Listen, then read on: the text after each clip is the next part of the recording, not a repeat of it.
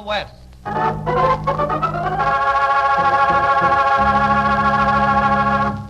The day was May 6, 1945. The time, afternoon. The place, the United Press offices in Paris, France. The man, Boyd Lewis, European news manager of the United Press. The action. Hello?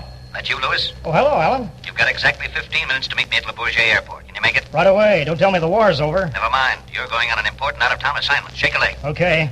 Oh, this is it. Say, Joe, stand by on a 24-hour alert until further notice.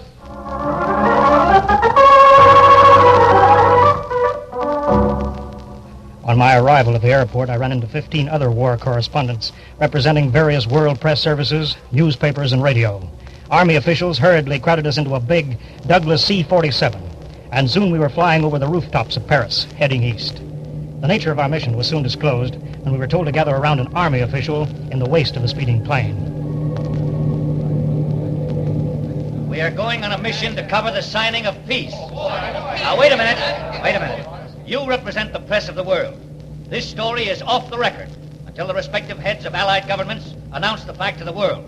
I therefore pledge each and every one of you, on your honor, not to communicate the results of this conference or the fact of its existence until it is released by Supreme Headquarters of the Allied Expeditionary Force. I reiterate, this story you are going to cover is top secret.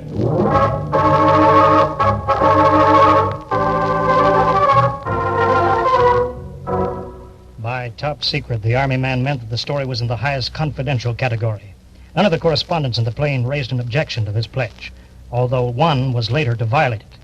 At any rate, our plane landed us Sunday afternoon at Rennes, the advanced headquarters of the Supreme Allied Commander, General Dwight D. Eisenhower. There, the Army man filled us in on what had transpired before our arrival. All right, boys, here's the setup. Actual negotiations for the surrender of Germany began yesterday, Saturday, when Admiral Friedeberg and his aide arrived in Reims by plane. The German emissary was tired and depressed. I have had little sleep during the past 10 days. I would like to wash up. Orderly! Yes, sir. Escort the German emissaries to their billets. Yes, sir. This way.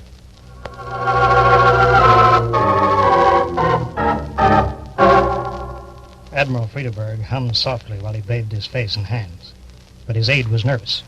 They remained alone until 5:20 o'clock Saturday afternoon, when they were taken before Eisenhower's Chief of Staff, General Walter Bedell Smith. What are your terms? Unconditional surrender. All German forces to remain in their present positions. All German air and sea craft must remain at their present stations. The High Command of the German Army must guarantee to forward and enforce the execution of all orders of the Allied Command. I beg of you, many Germans will be killed by the Russians unless they are permitted to surrender directly to the Allies in the West. We are not prepared to discuss anything but simultaneous surrender to the Allies of the East and the West. But the German people, think of the hardships they will suffer. The German people are the enemies of the Allies until they surrender. Go on. After your surrender, the Allies will be guided by the dictates of humanity. Do you possess the proper credentials to negotiate for the German High Command?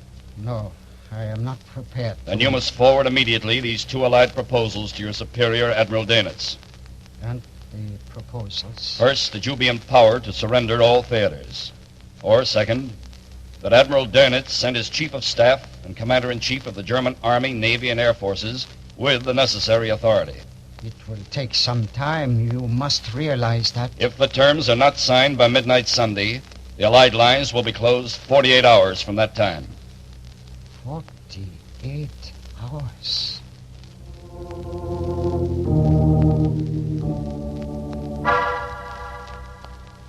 The German emissary acted immediately. He dispatched a message to Dönitz by British courier through the confused northern lines. The next morning, Sunday, dawned full of portent, and the day dragged on with our afternoon arrival at Rennes. Having covered every phase of the European war for United Press, I could hardly contain myself while waiting for the German reply. It came precisely at 5:08 p.m. Sunday when a plane landed at the Rennes airport. Permit me to introduce the new German emissary, Colonel General Gustav Jodl, Chief of Staff of the German High Command. Yeah, this way.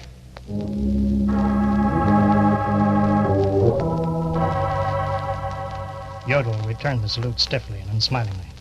Then he walked arrogantly to an American staff car, which sped him to General Eisenhower's headquarters in Rennes.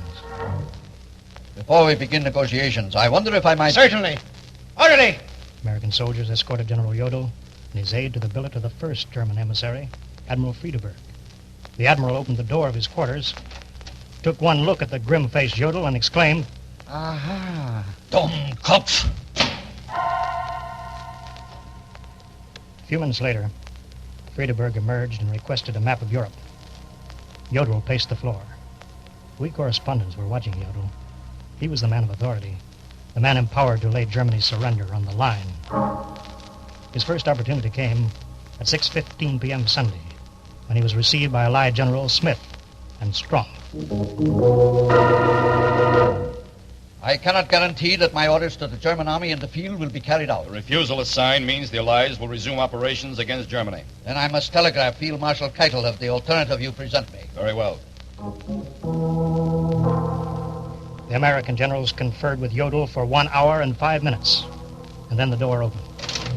Send for the Russian representative, General Sushleparov. Yes, sir. Hurry!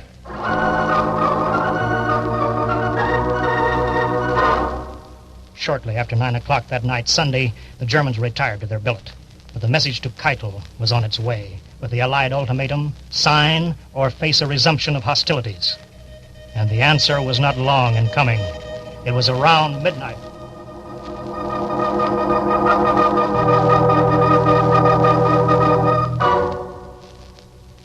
Well, Jodl, what does it say? Do we sign or do we... Keitel says we sign.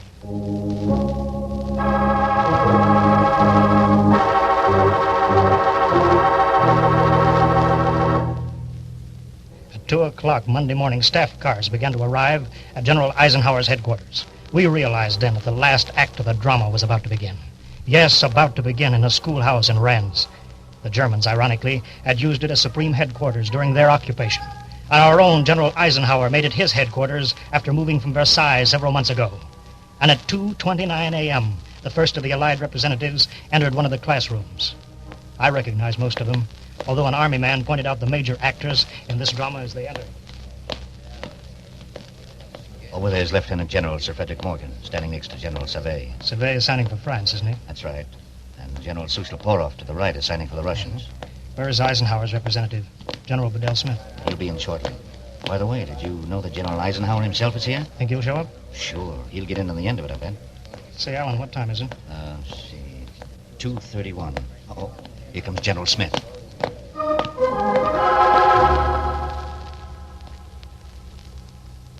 Who is signing for the German side? Colonel General Jodl. Yeah. There are 4 copies to be signed. Here are the documents. History in the making, happening before our eyes, marking the end of an era of terror and bloodletting. General Smith quickly affixed his signature for the British and Americans. Then he passed copies of the terms from the French General Savay on his right to the Russian General Sushleparov on his left. The documents were then placed under the steely eyes of Jodl. The German, hesitating momentarily, seized the pen and scratched the word, Jodl, on the 4 documents, one after another. It was the end. The German leader, his age jumped up. Jodl glanced at the grim faces of the Allied leaders. He gripped the edge of his chair. I would like to say a word. Herr General, with this signature, the German people, the German armed forces are, for better or worse, delivered into the victor's hands. In this war, which has lasted for more than 5 years, both have achieved and suffered more than perhaps any other people in the world. In this hour, I can only express the hope that the victors will treat them with generosity. You will meet with me at 10 o'clock Monday morning to arrange for German liaison officers to carry out the surrender and disarmament orders. Ja, Herr General. We watched American officers march the Germans down the corridor to a room where General Eisenhower was waiting.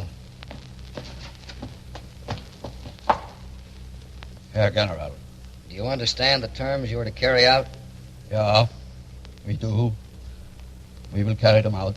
That is all. Ja, Herr General.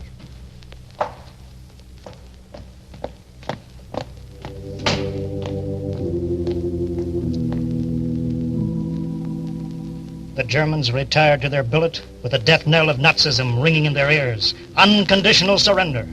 Unconditional surrender of all German armed forces on land, sea, and in the air. The most complete and resounding defeat in the history of the world.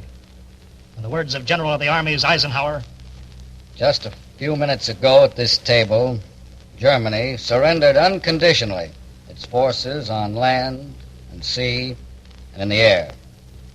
Germany has been thoroughly whipped.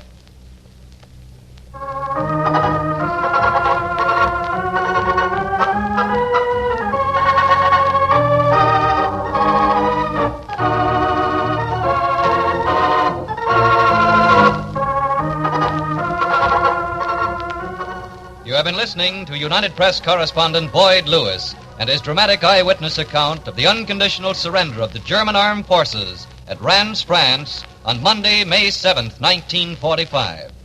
Other United Press correspondents the world over are prepared to bring you first-hand accounts of the great battle to come on the Pacific Front. You will hear of these accounts when they happen in this series soon. Be sure to listen.